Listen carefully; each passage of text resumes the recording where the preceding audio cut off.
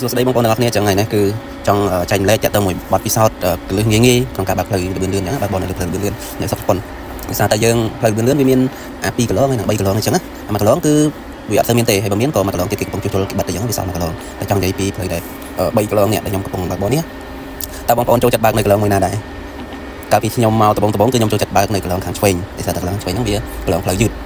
ប៉ុន្តែវាតែងតែត្រូវការប្រអងឬក៏អីចឹងពេលដែលផ្លូវដែលបែកខ្នែងដែលគេចូល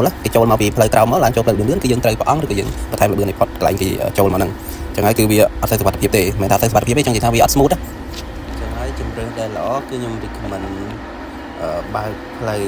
កន្លងកដាលហ្នឹងគឺវា smooth ទៅរហូតមកអត់ចាំបាច់ប្រអងអត់ចាំបាច់អីទេមួយវិញទៀតក៏សំខាន់ដែរតាក់ទងមួយសញ្ញាដែលឲ្យយើងប្រុងប្រយ័ត្នដែរភាគច្រើនផ្លូវលឿនលឿនគឺគេមានការជួសជុល maintenance ឬក៏គេសម្អាតជាញឹកញាប់មែនតើអញ្ចឹងគេតែងតែដាក់ស្លាកសញ្ញាថាមានគេធ្វើការនៅខាងមុខនៅអីចឹងអញ្ចឹងគេអាចបិទផ្លូវមួយគីឡូឬក៏គេបិទអាគីមហ្នឹងអញ្ចឹងចឹងហើយគឺត្រូវឲ្យយើងប្រុងប្រយ័ត្នមែនតើពេលខ្លះជិះទៅអត់បានមើលវាទឹកដល់ពេលវាពិបាកដូរគីឡូដែរចឹងហើយបងប្អូនត្រូវតែប្រុងប្រយ័ត្នត្រង់ផ្លាកសញ្ញាឲ្យយើងប្រុងប្រយ័ត្ននឹងឯង